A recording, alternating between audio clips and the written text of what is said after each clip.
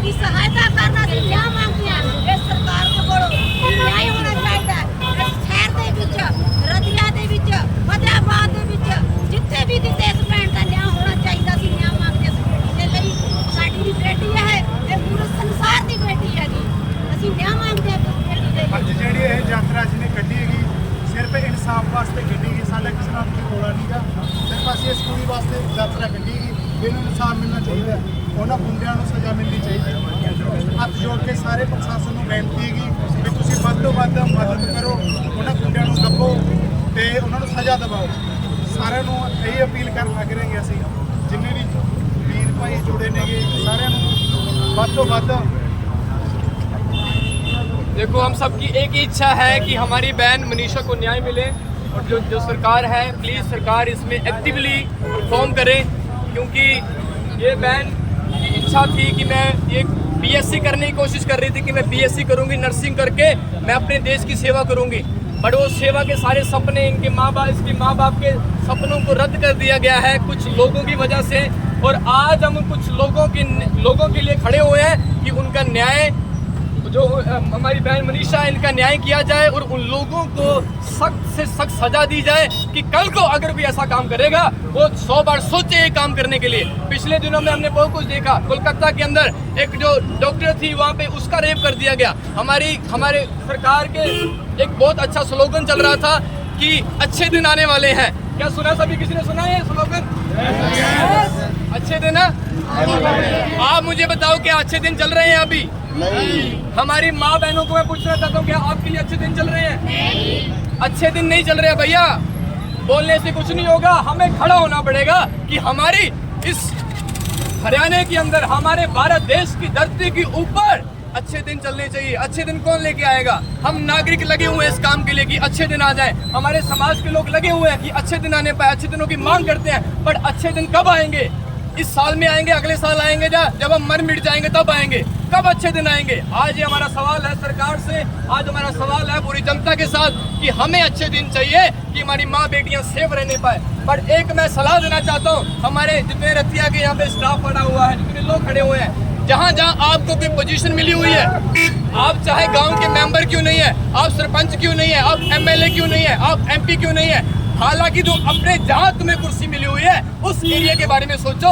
अगर आप बाहर तो नहीं बदल सकते ना, जहाँ आप रहते हो उस इलाके को बदलने की कोशिश करो, आपके पड़ोस को बदलने की कोशिश करो। आपके पड़ोस के अंदर होंगे बहुत सारे लोग नशे करते होंगे, गुंडागर्दी करते होंगे। हाथ जोड़ के विनती है कि उन लोगों को सुधारो, उनके साथ बैठो कि भाई उन्हें उनकी बुद्धि में कुछ डालो कि ये चीजें गलत है। भैया जहाँ आप जिस कुर्सी के ऊपर हो, जिस इलाके में आप बैठे हो, जिस गाँव में आप बैठे हो, जिन डानियों के आप सरपंच बने हुए हो, उस इलाके को चेंज करने की कोशिश करो।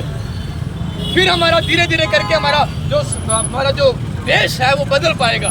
हमारी यही इच्छा है, हाथ जोड़ के हम चाहते हैं कि हमारी बहन मनीषा को न्याय मिले। हमारी मनीषा जैसी बहनें यहाँ पे बहुत है, आपके घरों में भी मनीषा जैसी बहनें हैं, आपकी बेटियाँ हैं। तो हम चाहते हैं कि अपने समाज में एक उन्नति को लेके आओ, अपने समाज के लिए खड़े होना सीख लो। अपने जहाँ गाँव में रहते हो गाँव में रहना सीख लो। शहर में हो, शहर में कुछ दिन पहले, अभी 4-5 दिन पहले की बात है, मैं एक SHO से मिला, हमारे डिस्ट्रिक्ट के SHO से। तो मैंने NGO के द्वारा मैं उनसे मिलने के लिए गया कि सर जी आप हमारी क्या मदद करोगे, हम एक NGO चला रहे हैं, हम समाज के काम करते हैं, चैरिटेबल वर्क करते हैं। तो उस SHO ने पता क्या कहा? उसने कहा कि भाई मैं आपकी कोई मदद नहीं कर सकता। वो मुझे बोलता है, मैंने कहा सर आप अगर मदद नहीं कर सकते तो आप इस कुर्सी पे क्यों बैठे हो, आप यहाँ पे क्यों बैठे हो? तो बंदा मुझे बोला, कह रहा मैं तो नौकरी कर रहा हूँ यहाँ बैठ के। मैंने कहा सर जी आपको यहाँ पे सेवा करने के लिए बिठाया है लोगों ने, मानते हैं कि आपकी जेब में पैसा आ रहा है, बट वो पैसा किसके लिए आ रहा है? सेवा करने के लिए आ रहा है। बट वो बंदा क्या बोला, मैंने वहीं पे हाथ जोड़ दिया, मैं कहा धन्यवाद सर जी, आपने हमारी बहुत मदद की, आपने हमें बहुत ज्ञान दे दिया, बहुत बहुत धन्यवाद। तो इसीलिए कुछ लोग हैं जो हमारी डिस्ट्रिक्ट के अंदर ही बैठे हैं। तो इसीलिए हर एक इंसान को खड़े होने की जरूरत है, हर एक सरपंच को, मेंबर को खड़े होने की जरूरत है, MP को खड़े होने की जरूरत है, हर एक MC को खड़े होने की जरूरत है। ये मामला किसी एक घर का नहीं है, किसी एक परिवार का, किसी एक धर्म जाति का नहीं है, किसी एक स्टेट का नहीं है, ये मामला पूरे देश का है, ये मामला इंसानियत का है। अगर आज से कितने साल हो गए हमारे देश को आज़ाद हुए? 79-79 साल हो गए। अगर 79 साल पहले हमारा भारत देश एक ना होता, हम आज भी अंग्रेजों के गुलाम होने थे। अगर 79 साल पहले हमारा देश आज़ाद ना होता, हम अंग्रेजों के गुलाम गुलामी में होने थे, आज भी अंग्रेजों की गुलामी में होने थे। हम आज़ाद क्यों हो गए? क्योंकि हमारा भारत देश एक हो गया। आज एक नहीं हो पा रहे हैं। कुर्सी पे जो लोग बैठे हैं वो एक नहीं है। गांव में लोग रहते हैं, पड़ोसी से नहीं बनती उसकी। तो आज हमारी ये विनती है आपसे कि भाई हमारी मनीषा के बहन के लिए सारा समाज खड़ा हो जाए। जो भी अपने घर बैठे हैं, सोफे पे बैठे हैं, आप कुर्सी पे बैठे हैं, बैठे कहीं भी बैठे हैं, आप हमारे आप बहन मनीषा के लिए खड़े हो जाए कि इस हमारी बहन को न्याय मिल सके और इस बहन ने इसकी हत्या की है उसके खिलाफ सख्त कोई सजा दी जाए। ईरान की मैंने एक वीडियो देखी, आपने भी देखी होगी। ईरान के किसी बंदे ने किसी लड़की का बलात्कार कर दिया और उसे वही गोली मार दी, वही मार दी उस बंदे को। तो इसलिए हम चाहते हैं कि भैया हमारे देश की बहन को इंसाफ मिलना चाहिए और ये इंसाफ अगर एक बहन को मिल रहा है तो हम लोग भी हमारी सारी बहनों के लिए इंसाफ होगा, हमारे भाइयों के लिए इंसाफ होगा। हमारे घर में बहन माँ बहनें हैं, आज हम उनके ध्यान रखते हैं। जब हमारी बहन बाहर निकलती है तो सवाल हमारे अंदर खड़े हो जाते हैं कि वो कहाँ गई है, कैसी रहेगी वो बहन मनीषा। तो इसलिए हमारी यही आपसे विनती है कि आप समाज में हो, जहाँ आप रहते हो, आपका जन्म भारत की धरती पे ही हुआ है, तो इस भारत की धरती के लिए खड़े हो जाओ।